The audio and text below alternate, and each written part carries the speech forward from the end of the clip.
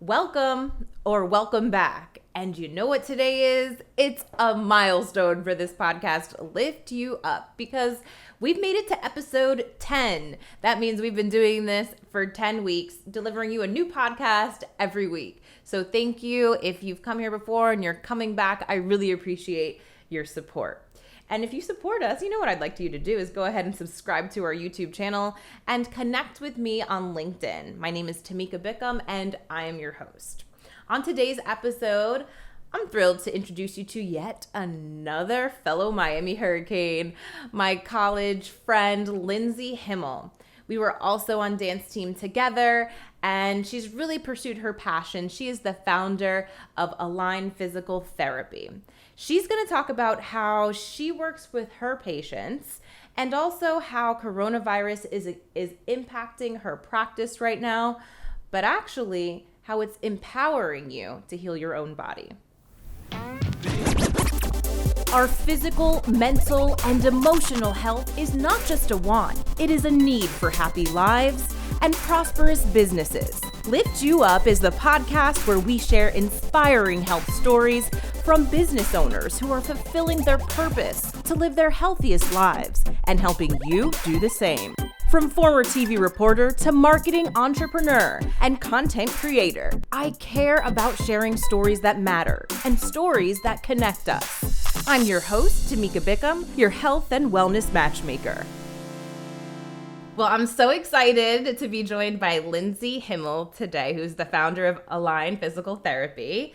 And funny story is me and Lindsey have actually known each other for many, many years. I actually yesterday just popped up, and we're recording this in May, but yesterday it popped up in my memories that it was 10 years since we graduated college. So we've known each other, at least 14, because Lindsey and I met each other our freshman year of college. How funny is that? First day. Crazy. I can't believe it's been so long. It's like, when did I get this old? Let's not go there. Go there. But thanks for being on the show with me today, Lindsey. Tell everyone a little bit about you. Thank you for having me. I'm a physical therapist in Miami Beach. I have my own practice. It's all one-on-one physical therapy. I really try to empower my patients to assess and treat themselves. So this way they don't have to come back to me unless it's for a different problem, and they can go on vacation if, they get some shoulder pain or back pain that they have had before. They don't have to rush out to, another physical therapist or chiropractor or orthopedic doctor, and they know how to treat themselves. And that's pretty much my practice. And it mainly focuses on orthopedics. On orthopedics. So Lindsey's being shy and she's not telling you the full story of who she is. No. If we go all the way back, she's an incredible dancer. She danced pretty much her entire life, right? I did. We were both on Sensations for a little bit of time in college at the University of Miami. So I don't know, take us a little further back than what you do now, because I feel like health has always been a big part of your life, being active, dancing. You've always had an interest in the body. So talk about when that started and kind of take us through your journey. So I have danced since I was little, professionally since I was 11. When I was 11, I was chosen to dance for Jessica Simpson. I did plenty of concerts. I danced on Univision, or Univision. And so I've done a lot of work dancing. I danced for University of Miami, and my second day of college, I was crossing the street to go to one of my classes in the crosswalk, and I was hit by a car. I was probably in the best shape of my life at the time. I had lost tons of weight. I had been working out, eating cleanly. I was so excited to go to college. I was so excited to be on dance team. I couldn't wait for this this new part of my life. We started school on a Wednesday, Thursday morning, 8 a.m. That happened to me. I got knocked out of my sandals, literally, and probably the scariest call for my parents to get at 8 o'clock in the morning, for them to have to rush down. They live in Boca, so it's about an hour away from Miami where I was going to school. And so they rushed over. They found out I had a couple of compression fractures in my spine, T11 and T12. So I was rushed to the hospital on a spine board. I stayed there a couple of days, and then I was in a back brace for about 4 months, and weaning myself off the last month and so on. I actually remember the details. Like, I think you were like crossing where like one of the buses were, and there was a car going around and hit you. And I mean, you can't, like, first of all, you're a freshman, so excited to not only start college, to be on the dance team. And now you're like, okay, I have to be in a back brace for the next 4 months. I mean, thank God, most importantly, you're okay. Yeah. And I'll tell you, this girl is resilient. We were like still going out to fun events and parties with the back brace on. Listen, I remember the first time that I could get, at first it was like up 2 hours, down 2 hours. So I had to cancel some classes. But then I remember like when I started weaning off and I had more time, I'm like, all right, where are we going? Exactly. I have more time in between that I don't need to be in the brace. My spine is going to be okay. Let's get out. Let's do something. I just wanted to get better. And it was really a tough time, silly little things like, do I wear a big t-shirt over my brace or do I wear it over my shirt? Do I want people to see it? Do I not want people to see it? It was very difficult meeting new people like that, and feeling, very self-conscious and then also feeling like, man, I can't dance. Am I going to dance? I remember actually the first thing I said when I was laying in the street was, please tell me I'm going to be able to dance. Please tell me I'm going to be able to dance. Like, I was like in a state of shock. I don't think I realized fully, like, okay, you just flew over the hood of a car. Like, and I'm thinking, can I dance? Not can I get up and walk, or not that my insides are okay. Like, it was tough. Right. So were you able to dance again? And did you heal completely? I did heal completely. I was able to dance again. I actually, the next semester, I started dancing again for basketball games. And it was actually better for my body to move than to sit and stay in one place. A compression fracture is like where the vertebrae kind of collapses a little bit. And so when you have weight that is just, you're not vertical, you're not moving around and changing where you're putting the pressure, it was actually worse for me than actually moving around and changing all the time. So I couldn't really sit still. I remember having to get my hair done. My mom's a hairstylist. And I remember having to sit in the chair for like an hour. And that was the pain that I had. It wasn't, getting up and moving around and going to the gym. I remember going to the gym even. I had my brace on still, and I would sit on like the leg machines and start moving my legs. I was very motivated. Yeah, no, absolutely. You have to like have that in your mind. I never had anything like that happen to me until I fell off my roof like 2.5 years ago and I broke my wrist. It is still that very scary feeling of feeling like, okay, like I actually can't even hold a glass of water or tie my hair in a ponytail right now. Like just kind of having that, losing that control and like, is it going to be the same? And like when my physical therapist told me you have to do these exercises 3 times a day, I was doing them like 10 times a day.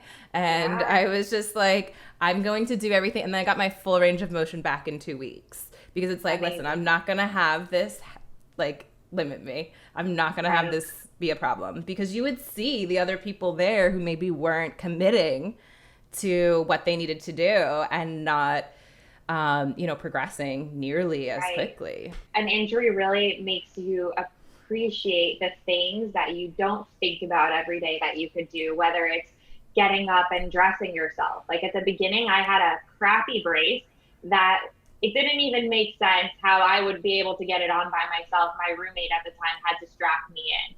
And I'm sure with you, like brushing your hair or brushing your teeth or opening a jar, things that you do every day that you don't even think about. Exactly. You start thinking about, and I feel like that's something that you need to take with you and learn from it and be like, okay, I feel grateful that I can do this. It helps you also understand and be more sensitive when somebody else is injured.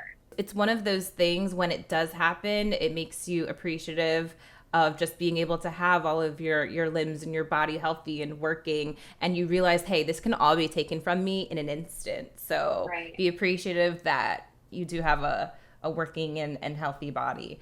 Right. So take me through, okay, that happened freshman year. Since then, I know you've done, a lot of schooling. Kind of take me through to where you are now and starting your own practice. So after that, I continued dance team. I was doing an exercise physiology major. I really enjoyed it. I love working with athletes. I love working with the body. I did personal training through college, and then I decided that I wanted to be really the top expert in the body, and to get my doctorate in physical therapy so that I could really treat the 5 degree difference of this and that. That's going to really change somebody's performance or somebody's ability to be active. So I went to physical therapy school at University of Miami, and then after that, I did not stop. I got certified in Pilates. I took my board certification last year, rather the year before, in orthopedics, and I also got certified in the McKenzie Method, which is an excellent way to teach somebody how to treat themselves and assess themselves and empower the person that you're treating. I'm one-on-one with my patients. I really feel like when you're in my care, like you're here, and I always joke around like you're not leaving. Like I'm always going to check up on you later, see how you're doing. But it was a long road of education and so worth it because I enjoy every part of my day, and it's the most rewarding career that I could have asked or hoped for. That's awesome. I mean, that's what it's all about. So wait, when did you start your practice? I started my practice straight out of school. I actually was subcontracted by a company that wanted to do physical therapy, and I was working in Fisher Island for them for 3 years, and then I decided they tried to make little changes, and I have a very strong opinion of how physical therapy should be. I want to be with my patient one-on-one. I want you to get my whole focus, and if anything in the structure is going to change, I don't like that. I prefer not to treat 3 patients at once or have an assistant treating and this and that. Most people go to physical therapy for 6 weeks, 3 times a week, whatnot. Right. And the only requirement I have between the first session and the second session, I really try to just have 1 day in between if I need to reevaluate what's happening. It's a team effort to get the patient better, and they are a huge part of it. So after that, they may not see me for 1 week, and they may do things on their own. You have to be educated and understand how to do things on your own, because there's plenty of time where you could just be, backtracking when you're not. Right. I mean, I can imagine that's your approach is probably better, especially for those non-motivated people, I would think, because if you're going to physical therapy and, you're doing all of your exercises as they're watching you, it's almost like, being in class and you're doing it because the teacher's there, but Right. you don't really have that self-motivation to go back home and do it. But at least if you're kind of getting coached to start it that way, and like, this is on me and the onus is on me to do this, I could imagine that works really well. Right. It has so far so good. So I want to talk a little bit more about that, because you said you got certified in it's the McKenzie Method. Yeah. So what is that? So basically, in a nutshell, it is a method where I teach you how to assess yourself. So we create some baselines. Let's just say, you have pain when you bend your knee, or you have pain when you, bring your arm all the way up in your shoulder. So what we do is first we clear your spine. I teach you how to assess your range of motion. And that's probably the most important thing going forward, is to know how to assess yourself. Before you have pain, you'll have stiffness. So stiffness precedes pain, whether it's a day before, a month before, a year before. If you have stiffness, if you wake up one morning and you're like, oh, I can look to the right, but man, I can't look to the left. You may not have pain yet. You will have pain, but it's just a matter of time. So the most important thing is to know how much range of motion you have. And we create some baselines to see what your norms are. And then we also take some baselines. Okay, you have pain when you lift your arm. Now let's see how can we get rid of that pain? What direction, whether it's coming from your neck, because the spine really is like the master puppeteer for the rest of the body. So if you have pain in your shoulder and you don't clear your neck first, then you could be really missing the answer. So we make sure that you know what the range of motion should be in your neck, and then we figure out what is the exercise, if it's coming from your neck or if it's coming from your shoulder, what is that exercise that takes the pain out of the shoulder? And whatever that direction or exercise is that does that, and we figure that out together, is the exercise you're going to keep doing on your own at home to see if we can fully give you more range of motion, and also take the pain away in your arm. And keep following up. Every time you come into me, it's an evaluation. Even if it's a follow-up treatment session, I can't turn off my brain. I will evaluate you every time. I want to talk a little bit because I know there's been a little bit of a switch, but it seems like it's been a natural switch for you. Okay. Obviously, in the context of what's been going on with, coronavirus, things moving virtual. How were you working with your clients prior to this? Was it only in person? So prior to this, telehealth actually was not allowed for physical therapy. So now they just recently passed it to let us, get on a platform and speak to somebody, take their history, do their evaluation over the computer, over telehealth. And truthfully, before this happened, in person, I try not to touch the patient. I try, 10% of my patients, I probably put my hands on when it's necessary. But I try to teach you how to do things yourself, how to align yourself, how to make sure you have the full range of motion.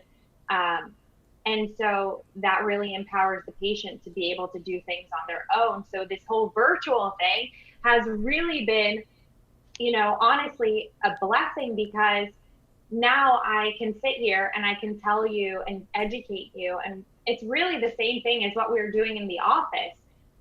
And patients really are happy with it, and especially because they're set up in their home. So whether it's a chair that they need to do their exercise in, or whether it's a mat or on their carpet or on their couch, we can find a place together in your home, and there's no space, there's no spaces in your mind where you're like, oh, I don't know how I'm going to do this at home.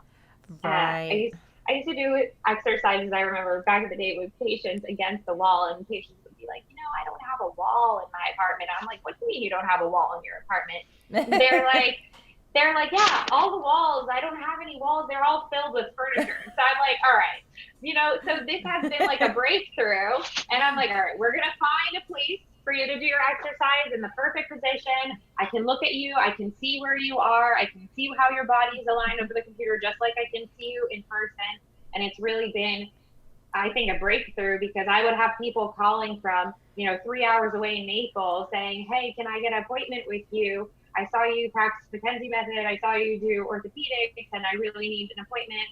Meanwhile, they have to drive 3 hours to me. And I'm thinking in my head, like, you're going to drive to me and you may feel better when you get here, but that 3-hour car ride is probably going to mess you up back on the way home. So it allows for more flexibility on the patient. It allows for more flexibility, on where they're doing their exercises, and more confidence in them where they're doing them in their house. So I think it's been, so far for me, great. Yeah, no, I mean, honestly, that I've never heard of that you only put your hands on 10% of the patients. And I feel like that's so not typical for a physical therapist. I guess, how did you come to, developing this model? Why did you make those decisions? And I totally get that it's like about empowering the person. I love that. I think it really opens you up to just being able to work with so many more people. But how did you make that decision? I actually have a mentor. His name is Yoav Sukrun, and he's been practicing this method for a long time. And he actually has done, some videos with Robin McKenzie himself before he passed away. So I really attribute a lot of this to him for introducing me to McKenzie Method. And, he teaches for the Institute, and he's He's my colleague right next door, and we're like family now. So I feel like it was such a blessing. I remember the first thing he said to me was like, so when you have pain, you know, because a lot of people have back pain, and he's like, do you move into the pain or do you move away from the pain? And you know, a lot of people, and he asked me that question, and I'm like, what? Into it. I You think know, I'd do say you I'd move move into into the the pain. pain or out? So you're actually right, but most people will move away from it. So think about this. If somebody has back pain, right, the first thing they do is bend forward to touch their toes and oh, I need to stretch my back, right? Or, Yeah. oh, I have pain on my neck on that right side. I need to stretch my neck. So most of the time people move out of the pain, but you move into the pain. So sometimes what happens is, you know, I have a little spine here. I don't if I can show you. So Oh you yeah, have that's great. bone and you have disc and you have bone, right? And these discs are like little shock absorbers. They're like, you know, how you have those little Nike bubbles in your shoes. They absorb shock, and so depending on what positions you put yourself in, puts different pressures through it.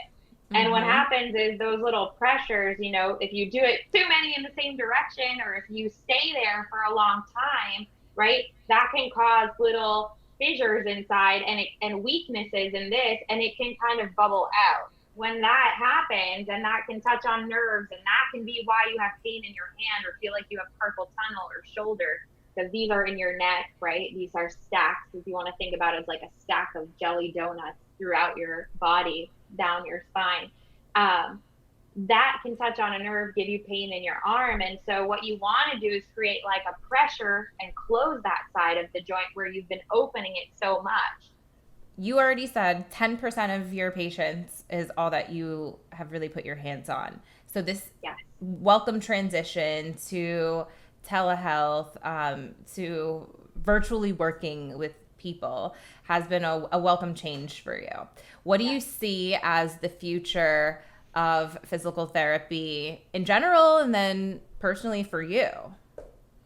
So I hope this sticks because I think that people should be more independent, and I think that it'll empower them, and it also makes things more accessible for people. So some people live, you know, in the middle of nowhere, and they may not have a great physical therapist, you know, in their area.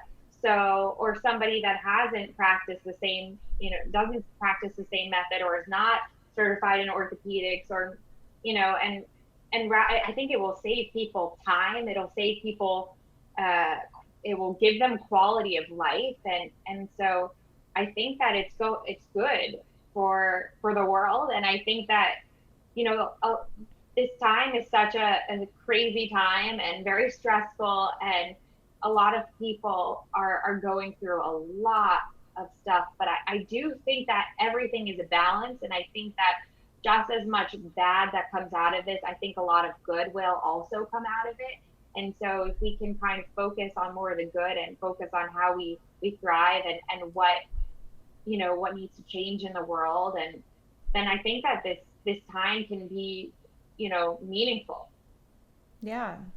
And it's so good, and I feel like comforting to know that if you do have pain and if you do need help, you can still work with a physical therapist. You can work with Yes, Dr. Lindsey Himmel yes, because she empowers you to identify your own pain and heal yourself essentially, you know, to yes. do the exercises that you need to do to feel better.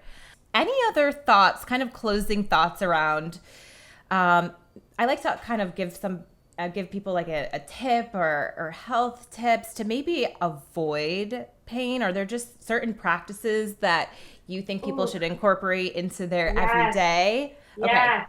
Okay. Okay. Great Good. question. Really good question. So especially now that everybody is stuck home and sitting on their couch. Oh my gosh, Me. Robin McKenzie says sitting is the kiss of death. Just think about your life as a balance and the positions that you're in, you know, as it should be a balance. So if you're sitting all day, you know, for your exercise, I think that it's better maybe not to sit on a bike or sit on a rower. Mm. You know, mix it up, do things that are the opposite, you know. So I'm going to ask you actually, how many times on average, okay, do you think we bend forward a day? So I'm talking about bend forward to, put your shoes on or, okay. Pick something up. Yeah. Let's see. 1, 2. I'm going to say 5. Oh my gosh. You bend forward 5 times before you brush your teeth. So I failed. Think about okay. it. You get out of bed, you put your slippers on, you get dressed, you brush your teeth, you wash your face, you make your coffee, you do the dishes in the sink. Oh, okay. You bend forward to put the dishes into the dishwasher. There's a lot of times. A lot. About 3,500 on average. What? So think about it like that. Oh, yeah. Well, good thing I got that other question right earlier. Yes. You're doing good, Tamika. Anyway, so 3,500 times we bend forward in a day. Yeah. So, do things that maybe you need to give your back, a break from bending forward, a break from sitting. Your spine should be an S, and over time it ends up to be a C. And you've seen people how they age. That is a choice. You can keep your spine healthy. You can keep your posture good. You just have to balance it out. So if you're bending forward that many times a day, well, maybe you need to do, some leaning back. Really think about where you are during your day, and try to balance it out. So, people blame things on, oh, I went to the gym and I did a squat or a deadlift. Well, yes, you did. But what did you do the 8 hours before you went to the gym? I don't think it was the squat, maybe, or the deadlift. It was probably the cherry on top of the icing, on top of the cake that you've already baked all day from sitting. So, right. You have to really think about what is the balance, and everything in life is a balance. So what was I doing all day? Okay, well, maybe I should do the opposite right now and try to even myself out. So no, I thought that was great. That's not sitting. Yeah, exactly. I mean, I thought that was a great point because I have a spin bike in my house, and if I spend a lot of my day sitting and working and then do the bike, yeah, maybe I should switch it up. Like, I never thought about that. So maybe I should go for a run or a walk instead. Do something where I'm standing and not sitting. Exactly. I love that. Or leaning back, or just something the opposite. Try to mix it up, and that will help a lot to keep your spine, in its shape. And there's been a lot of things out on the market. There's been these, I don't know, like posture things that you can wear, and okay, you need to do these exercises, these rows, these things for your upper back, for your posture, and all those exercises are great. Your strength is important, but those muscles, unless you put them in the right position, are not going to hold your posture. Strength is not something that's gonna. It will absolutely help, but I have tons of people who are ripped six-pack abs and they still have back and neck pain. And if you don't know what position, how to walk, how to sit, where to put yourself, I think that's the most important thing. Not exactly, the strength or the rows or the bicep curls, or yes, that will help support you and keep your endurance for the position that you put yourself in. You need to make a mental note of, oh, I should be here. I shouldn't be here. Yeah. Well, this is really great. Dr. Lindsey Himmel helps empower you. And again, she only puts her hands previously on 10% of her patients. She can work with you totally virtually. So Lindsey, if people want to just learn more about you or get in contact with you, how can they find you? So they can find me online. I have a website. It's alignptmiami.com, and they can inquire about evaluations there. The number will be listed also in the notes, no? Yep, and also we have social media, Align PT Miami, and I am happy and looking forward to helping anybody who comes forward. And yeah, that's it. I'm looking forward. Awesome. And you know what? You may be hearing from me too, because I have some issues might have to get worked out here. No, but thank you so much, Lindsey. It's so good catching up. Thank you for having me. It was so nice catching up. I hope you enjoyed that episode and learning a little bit more about physical therapy, pain, how to manage it, and really where to go to seek some of the answers from Dr. Lindsey Himmel. Make sure you connect with her. All of her information is below in the show notes. And if you like this podcast, I'd love your support. So please go ahead and subscribe to my YouTube channel and connect with me on LinkedIn. Again, my name is Tamika Bickham. I'd love to hear from you, and I read all of the reviews. So I'd love to hear from you there too. Leave me a review on Apple Podcasts. I can't wait to see you again right here next week. Until then, stay happy, stay healthy.